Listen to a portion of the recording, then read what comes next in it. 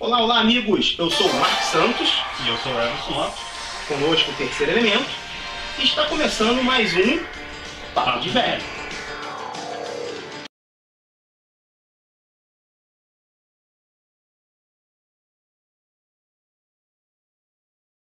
Amiguinhos internautas, está começando o Papo de Velho, o programa que fala sobre cultura dos anos 80, 90 e dos dias de hoje. Para o nosso tema, nós vamos abordar os desenhos dos anos 80, não é, Everson? Verdade. Falaremos sobre os clássicos dos anos 80, também falaremos sobre a Guerra da Audiência, o antes e depois da Xuxa, que, queiram ou não, foi importante. E claro, o que levou a esses desenhos? Para onde foram? E algumas curiosidades também. Isso aí. Temos muita coisa para o nosso programa de hoje, não é, Terceiro Elemento? Fantástica participação de Terceiro Elemento.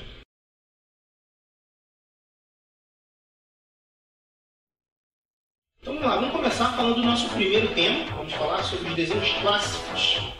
Bom, quando falamos de desenhos clássicos, desenhos dos anos 80, falamos de grandes personagens, grandes ícones. E através desse tópico, o Everson aqui fez uma pesquisinha pra gente e vai falar um pouquinho sobre essa década, sobre alguns ícones, alguns personagens dessa época, né, Everson? Verdade. E por falar em ícones, o que vem à cabeça? Quando nós lembramos na Warner, o que vem? Bernardo e seus amigos. A Disney. Muito. A Disney, que eu realmente não sou fã, eu acho até alguns desenhos da Disney muito depressivos. Por quê? Não sei, quando eu vi a depressão naqueles desenhos, não gostei. Depressivo, essa é boa. É. Achava depressivo o desenho da Disney? Você sabe o que é o desenho da Disney? Algum comentário sobre esse desenho? Enfim, quando você lembra em Disney, vem o Mickey Mouse. Né? Mas... Famoso ratinho. É. Mas claro, tem um terceiro cara que chegou pra bombar e que é a Hanna-Barbera. A Hanna-Barbera nada mais é do que uma empresa, assim, dizendo que foi meio precária no começo. Pra você ter uma noção, as cenas em que se passava o desenho eram muito repetitivas.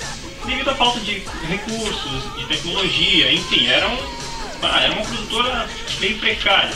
Então a gente está dizendo que nesse período existiam assim 4, vamos dizer, grandes estúdios, né? Que eram o Warner, que é o do Looney Tunes, a Disney, com o Mickey e sua turma. Falamos também agora da Hanna-Barbera, né? Que a gente tem um caso bem especial da Hanna-Barbera. E tem mais um que eu gostaria de acrescentar, que é os estúdios Walter Lantz, que é os estúdios do Pica-Pau. E o Andy Panda. Grande Andy Panda. Como é que pode, né? Conhece Andy Panda, Terceiro Elemento? Nunca ouviu o desenho de Andy Panda? E Pica-Pau? Pelo menos teve infância, né? Senão a gente tava perdido com você hoje. Verdade. Mas, pra encerrar essa partezinha rápida, eu falei em ícones. Mas o que vem a Hanna-Barbera? O Walter Lantz veio o Pica-Pau. Mas e a Hanna? O que é? Quem são? Qual é o ícone, né? A gente falou da Warner, é o Pernalonga, o mais conhecido de todos, apesar de ter uma série de personagens, né? Lembra de Pernalonga ou Terceiro Elemento? Sabe quem é Pernalonga? Quem era Pernalonga? Enquanto o Terceiro Elemento pensa, a gente continua aqui. Enquanto isso. Mas prossiga. Terceiro Elemento? Ok. Nós temos também na Disney o Mickey, né? Sim. Esse elemento acaba sempre me deixando meio perplexo. Tínhamos na Warner o Pernalonga, na Walter Lantz o Pica-Pau e faltou a Hanna-Barbera. O que a gente pode dizer que era o ícone o que representava, assim, você pensava naquele desenho e lembrava a Hanna-Barbera? Bom, para muitos, eu até acredito que seja o Scooby-Doo. Eu particularmente não gosto do Scooby-Doo. Não me perguntem por quê. Enfim. Que talvez o desenho que atravessou épocas aí, né? Verdade. No caso, pra mim, o ícone da Hanna-Barbera é a Corrida Maluca. É um desenho que eu curtia pra caralho. Que merda é essa? Eu e um coelho. É um coelho. Gostaria de dizer pra vocês que isso aqui é um coelho. Lembrando que ela foi formada em comunicação. Um coelho. Ok. Mas enfim. Mas eu acredito numa teoria de que a Hanna não tenha um ícone. Ou melhor, esteja, mas não seja alguém específico, mas sim todos os desenhos da Hanna-Barbera até então. A Hanna-Barbera tem uma lista enorme de personagens, não é? remetendo ao que? Somos todos um. Fica a dica.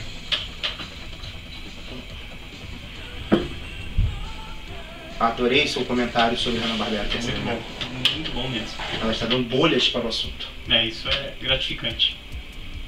Se a gente for fazer aqui, que também é uma coisa que a gente parar para perceber, né? A gente parar para prestar atenção em alguns pontos da Hanna-Barbera, eles gostam muito de animais, né? Verdade. Os desenhos são todos eles baseados em animais, a maioria é animais. Com certeza. Scooby-Doo, Zé Colmeia, você tem aí a Tartaruga Touché. Eu gostava. Bacamarte Chumbinho, a Formiga Atômica. A maioria dos personagens sempre eram baseados em animais, né? Eram personagens baseados em elementos da natureza, como o terceiro elemento, que é um elemento indescritível da natureza. Mas enfim, tem saúde, é o que importa.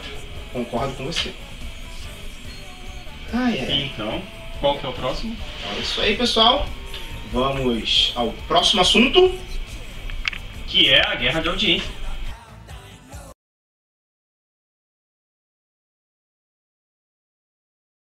Bom, vamos ao próximo assunto do nosso Papo de Velho. Vamos falar sobre a programação de televisão.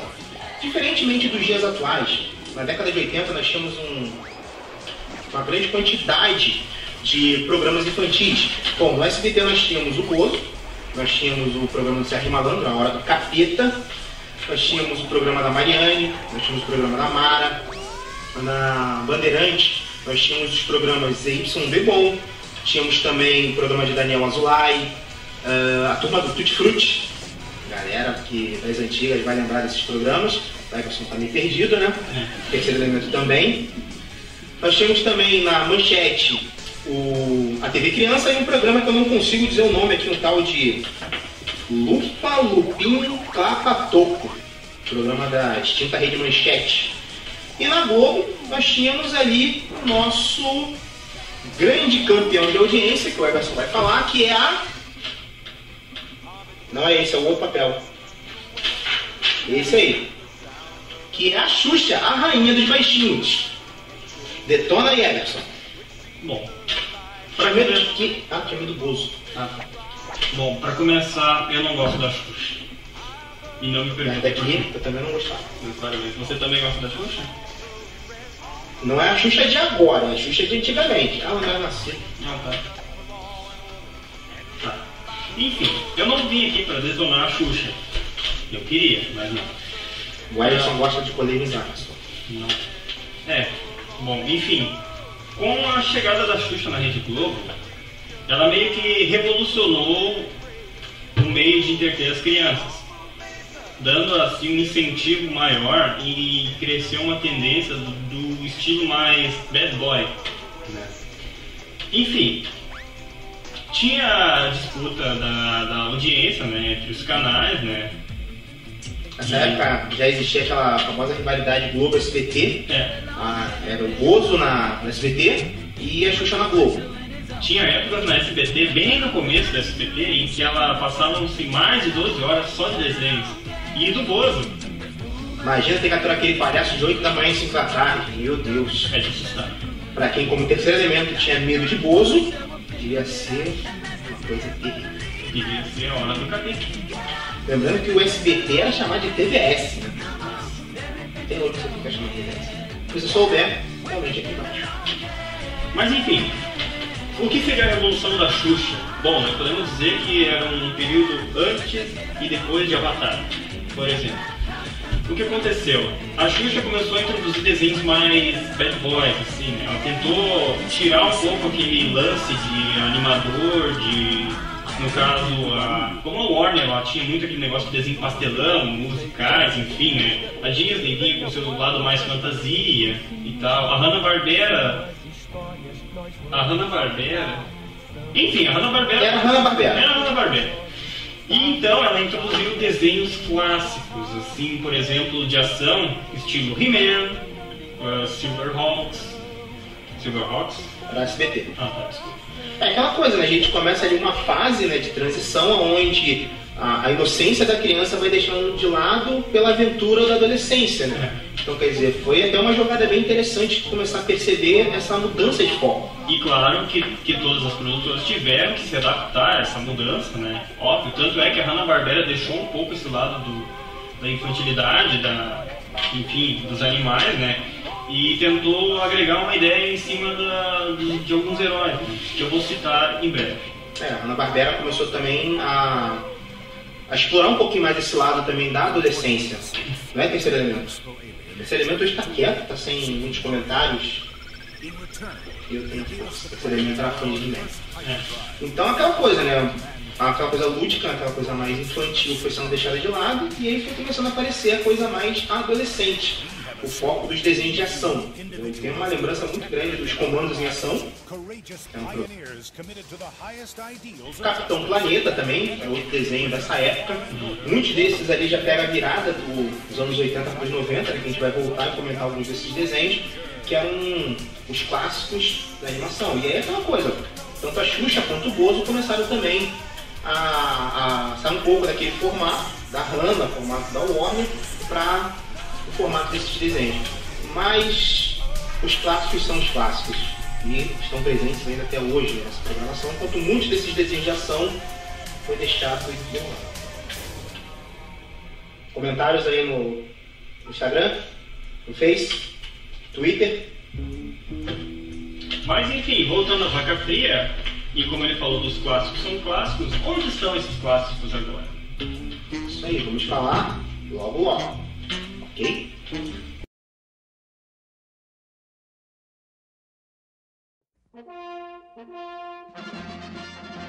Bom, pessoal, é a hora agora da investigação do velho. Nesse quadro a gente traz informações, algumas curiosidades sobre algum fato desses desenhos antigos ou Terceiro Elemento brincando com bolhas, está mais ou menos bem participativo hoje. Então vamos lá, pessoal. Uma curiosidade bem interessante que nós vamos buscar sobre o desenho Tom e Jerry. O desenho Tom e Jerry ele teve 29 episódios censurados. E esses 29 episódios censurados foram por motivos racistas. Interessante, né? Interessante. Eu me lembro de um episódio deles, e deve ter passado em um outro canal da internet, que é um episódio em que o Tom ele tá deprimido por causa que ele perdeu numa rixa, né, entre ele e um outro gato, né, na disputa de uma gatinha. Acho que passava direto nesse episódio, lembrei agora. E daí ele tava ali nos trilhos. Somos todos macacos. Legal. Cadê a banana? Faltou a banana. Isso não é banana, anormal.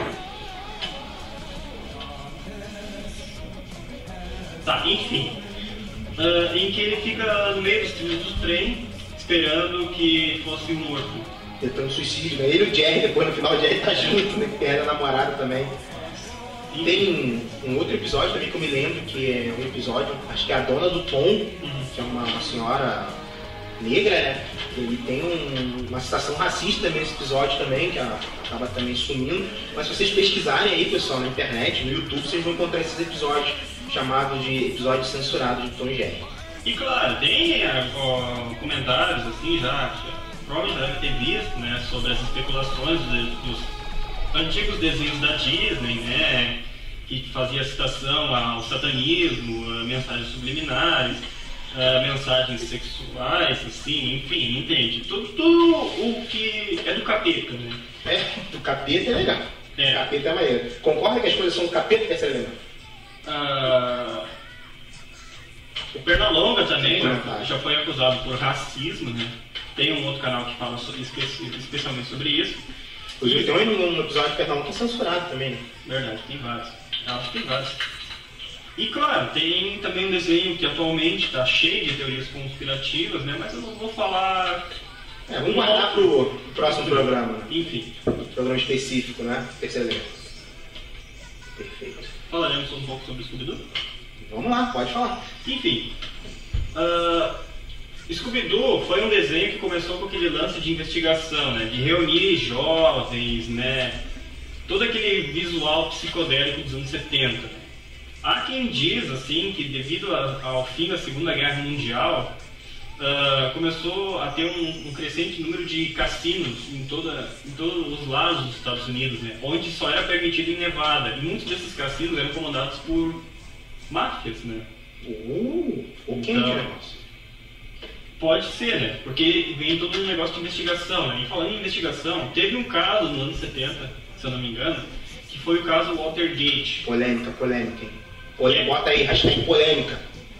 E é fato, em que o ex-presidente Nixon, ele estava sendo investigado por corrupção. Então, isso já deve ter contribuído também para esse caso de capturar o malfeitor, né? E claro, né? Hashtag polêmica. Pensei que eu acho que E claro, foi tudo outras questões de fatores, né? Filmes de terror clássicos, o psicodelismo, né? As músicas nos anos 70, né? Jimi Hendrix, até que Jimi Hendrix viveu só até os anos 70 e tantos, enfim, Beatles, né? Influenciou muito, né? Não, e o próprio Scooby-Doo também é uma grande influência, né? Eu vou te passar uma lista aqui agora de desenhos baseados no Scooby-Doo. A gente tem aqui, ó, Capitão Caverna e as Panterinhas. Nós temos aqui Butch Cassidy. Não me engano. Fantasminha Legal. Esse eu cheguei a ver uma vez. Fantasminha Legal era bacana. Speedbug. Não. Clube. Muito menos. Dinamite, o Bionicão. Falcão Azul, esse era legal, esse era bacana. Esse eu me lembro. A dublagem, inclusive, era do mesmo dublador do Scooby-Doo. Legal. Guber dos Caçadores de Fantasma. Guber era um cachorro que era um tipo cachorro fantasma, ele desaparecia. Só tava só o bonezinho dele e a coleira. Ninguém tava vendo o Guber ali. O Tubarão, esse aí é basicamente o maior clone do Scooby-Doo, o Tubarão. Shimu, alguém comentar? Isso. Entendeu? Tem uma carinha sorrindo. Tu perdeu o negócio. No final do programa ela vai focar bem o que tem nesse desenho. Aguardem. Bicudo Lobisomem. Não me lembro. Esse também era muito parecido com o Scooby-Doo. Então certamente eu vou estar comentando com vocês, vai aparecer um vídeo sobre alguns desses desenhos aí. E a galera se lembra, né? Ou algum outro que a gente esqueceu, coloca nessa lista também. Quem isso aí tem que ser elemento? Eu consegui acertar.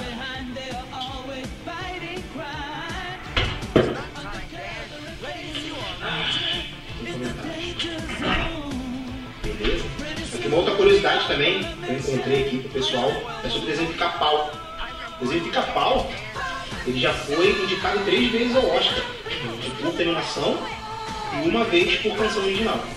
É interessante também essa desenho de Pica-Pau, que é o desenho que, como a gente pode dizer, é o mais antigo do Brasil, é o que passa mais tempo no Brasil. Ele foi criado em 1940 e ele passa no Brasil desde 1970. É tempo. Imagina, desenho que está durando 50 anos na televisão. É bastante tempo, né? Outra curiosidade aqui bem interessante, que eu vou trazer para o pessoal aqui, com relação ao Mickey. Sabia que o primeiro nome do Mickey ia ser Mortimer? Nossa. E aí uma ideia da senhora Disney, a esposa de Walt Disney, de mudar para Mickey. Na verdade ela tirou essa ideia passando de mulher. Mortimer. Eu acho que Mortimer não ia vingar, né? E outra também que é bem interessante também, pra mim era nascida. Eu acho que eu também era nascido nos anos 40. Outra curiosidade também é com relação ao desenho do Popeye. O desenho do Popeye, quando ele saiu, quando ele foi lançado ali por volta dos anos 40, 50, aumentou em 30% o terceiro elemento. 30% o número de crianças consumindo vegetais nos Estados Unidos, principalmente espinafre. As mães diziam que se comesse espinafre ia ficar forte no Popeye. Assim como também o Capitão Planeta, né, que chegou até a ser criada uma organização, né, em defesa ao meio ambiente. Não gosto de espinafre? Não gosto de nada. Chato pra caramba. Enfim. Mais alguma coisa? Algum comentário? Satisfeito? Tá. Para encerrar então essa parte de investigação, mais 2 curiosidades. Mentira, uma só. E uma delas é que... Tu deu uma de terceiro elemento, ó. Viajou. A música Strange in the Night, do Frank Sinatra, influenciou muito. Não só influenciou, como foi tirada uma parte dessa música, que daí surgiu o Scooby-Doo. Mas eu não sei, porque eu não escutei bem essa música, né? Eu fiz as minhas pesquisas. Mas eu recomendo, quem gosta mais de músicas mais clássicas, né? Eu recomendo escutar. Que dizem que aquela coisa, o finalzinho ali, em alguns trechos, às vezes o Frank Sinatra, ele faz o dubi-dubi-du. Dali foi mais ou menos a ideia para se criar o... Ficar fazendo chifre aí não, hein?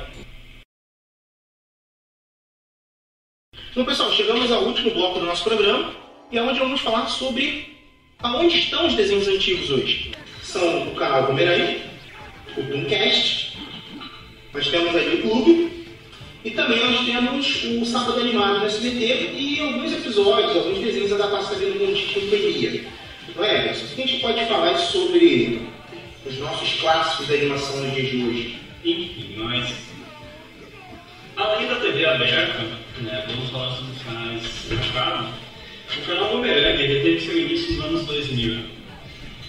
A ideia do canal Boomerang já diz tudo, Boomerang, vai e volta. Então eles começaram a apresentar desenhos que eram exibidos nos anos 90 com os anos atuais, nos anos 2000, enfim, Pokémon, por exemplo. Mas enfim. A proposta inicial do Boomerang era trazer os clássicos, né? Vai e volta. Só que teve aquele famoso problema do Boomerang, que é a programação. Porque passava-se o mesmo desenho de manhã, de tarde e de noite. Então repetia-se muito o mesmo desenho. Então com isso o canal ficou um pouco chato, não é, terceiro elemento?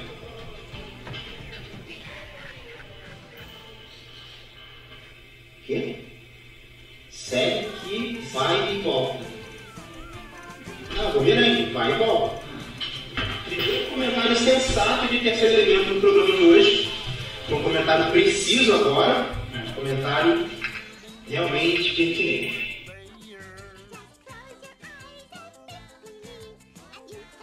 Bom, enfim, né, com essa tentativa mal sucedida do Boomerang, né, ele acabou perdendo a audiência, bem dizendo.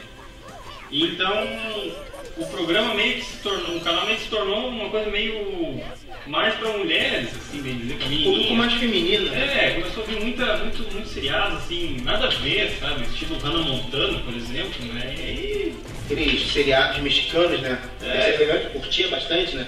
Rebelde, como é que era o nome dos seriados? Esses aí mesmo que você falou. Verdade. Enfim. Via todos, né? Rebelde, Carcuno de quem? Enfim, a Cartoon Network também passou a deixar de lado um pouco esses desenhos antigos, né? E quando eles viram que daí surgiu, tanto é que surgiu, acho que ainda tem esse bloco, ou não sei se tem ainda, que é o Tooncast All Stars, né? Tem. Passa de manhã no horário da manhã ali, no horário que ninguém vê. Enfim, a partir das 6 às 7 da manhã, ninguém vê. Enfim, a partir desse Tooncast surgiu o canal Tooncast. Que é uma nova tentativa de trazer de volta esses desenhos, né? E claro, né, mas você vê que tem alguns desenhos atuais, né? E até tem um canal, tem até um desenho... E a coisa assim, a proposta hoje em dia não tem como mais você trazer esses desenhos clássicos pra cá. Porque a audiência para esses desenhos seriam as pessoas que viveram naquela época. Sim. Porque a tecnologia colocada nesses desenhos hoje em dia não chama a atenção da molecada de hoje em dia. Agora da galera é bem 10. Desenhos feitos em computação gráfica, né? Que a gente vai comentar nos desenhos dos anos 2000. E aquela coisa, esse tipo de desenho, aquele humor mais inocência, né? Não chama mais a atenção da garotada, né? Curte muito desenho antigo? Curte nada, que desenho que tu gosta? O terceiro elemento comenta sobre os desenhos que ela mais gostava. Enfim, o que eu tenho. E com essa ideia de colocar os desenhos antigos de volta, né? Muitos deles acabam. É antigo, hein? Muitos deles acabam sofrendo a redublagem. Que outro fato que a gente vai comentar. Que o público velho é muito degradante. Eu odeio desenho redublado, principalmente tem certas dublagens aí que, nossa, deixa muito a desejar. Mata a infância de qualquer um. Nossa, que lista, hein? Vai demorar pra fazer essa lista, hein? Cuidado com a cabeça, é mais pra cá. Não aparece depois na edição. E falando em redublagens, teve um DVD que eu comprei uma vez, tempos atrás, pro meu irmãozinho.